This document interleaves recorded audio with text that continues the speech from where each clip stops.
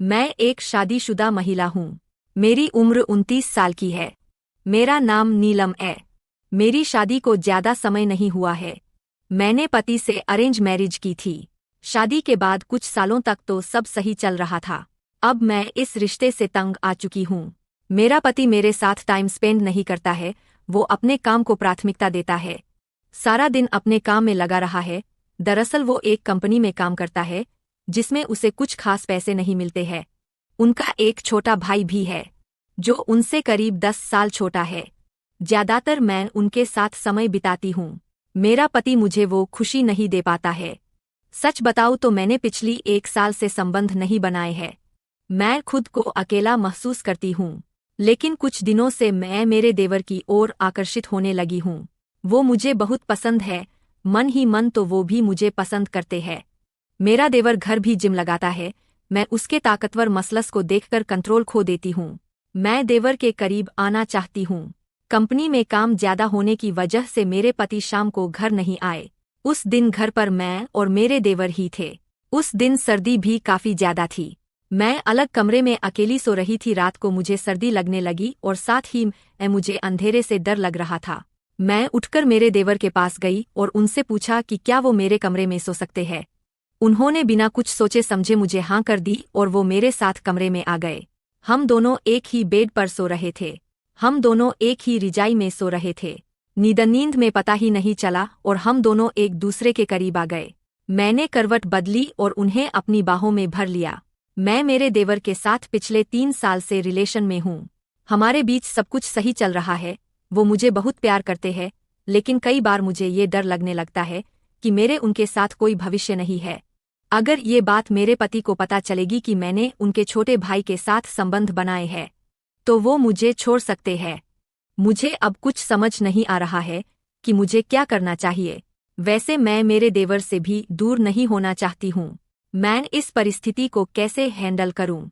Doctor रचना खन्ना कहती है कि अगर आप दोनों इस रिश्ते के साथ आगे बढ़ते हैं तो इसकी कीमत पूरे परिवार को चुकानी पड़ेगी।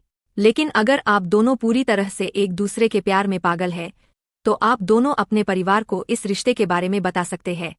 इस बात में कोई शक नहीं कि आप दोनों के साथ में होने की खबर से पूरे घर में एक बड़ा तूफान आ सकता है। कई रिश्ते टूटकर बिखर सकते हैं। लेकिन आपको लगता है कि आप दोनों साथ में पहले से ज्यादा खुश रहेंगे तो आपको अपने लिए यह कदम उठाना होगा। दोस्तों, चलते हैं दूसरी कहानी की तरफ। भाभी और देवर की अच्छी जमे तो ससुराल में महिला को एक दोस्त मिल जाता है। हालांकि इस महिला के साथ ऐसा नहीं है। उसका देवर न केवल उस पर बुरी नजर रखता है बल्कि अब इस महिला को परेशानी भी होने लगी है। मेरे देवर के देखने का नजरिया बहुत ही गलत है।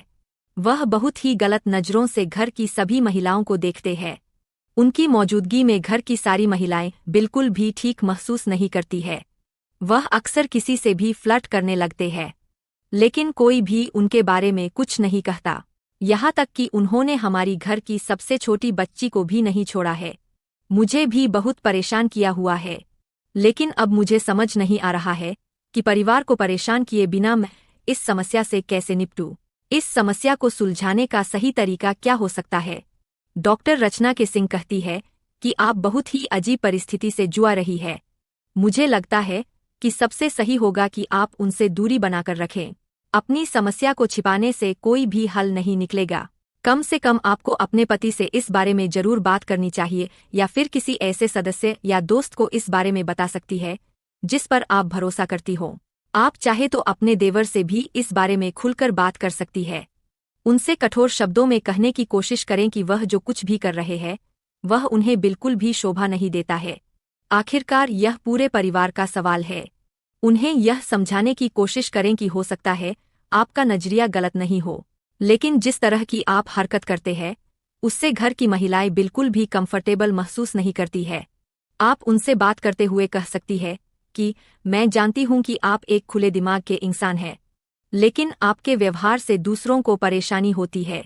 अगर आपको लगता है कि आप सही कर रहे हो तो इसमें क्या कह सकती हूँ, लेकिन मुझे ऐसा लगता है कि इससे आपकी बदनामी हो रही है।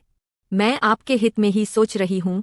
यही नहीं, बातों ही बातों में उन्हें बताएं कि आपसे उनका क्या रिश्ता है। उनके अभद्र मजाक आपको बिल्कुल भी पसंद नहीं है। उनका आपको छूना, कंधे पर हाथ रखना, हद से ज्यादा हंसी मजाक करना आपको बिल्कुल भी अच्छा नहीं लगता है।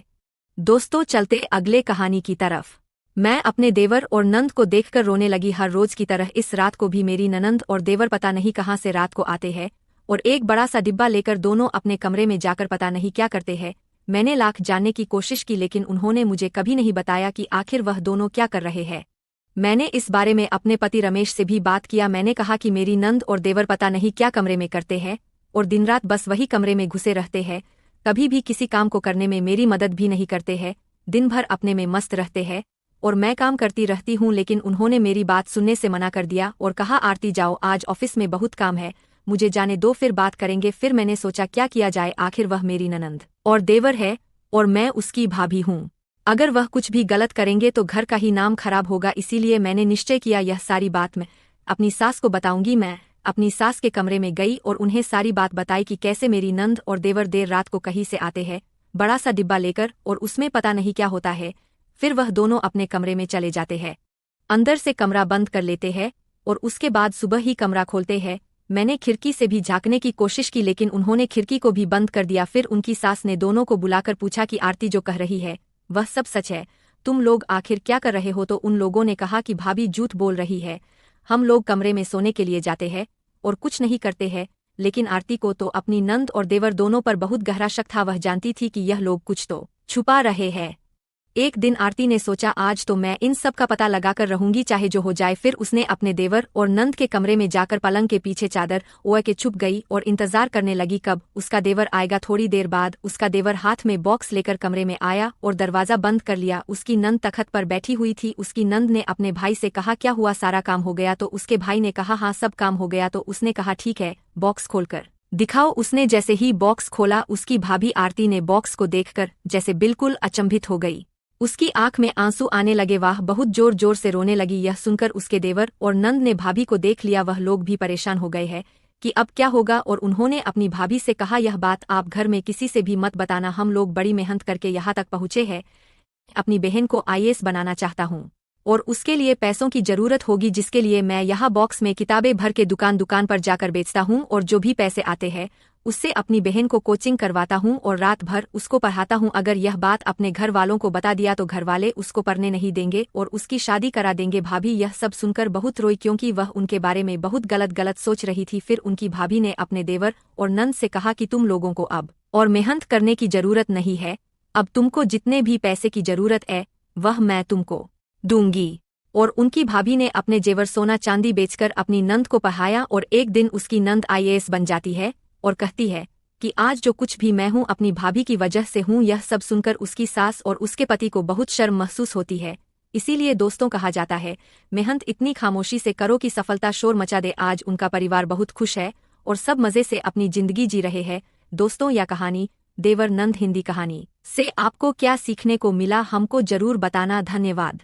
दोस्तों अपने माँ बाप का ख्याल रखना, कभी भी किसी के कहने पर या पैसों की लालच में अपने माँ बाप को मत छोड़ना। दोस्तों यह कहानी आपको कैसी लगी हमको कमेंट करके जरूर बताना। देवर नंद हिंदी कहानी।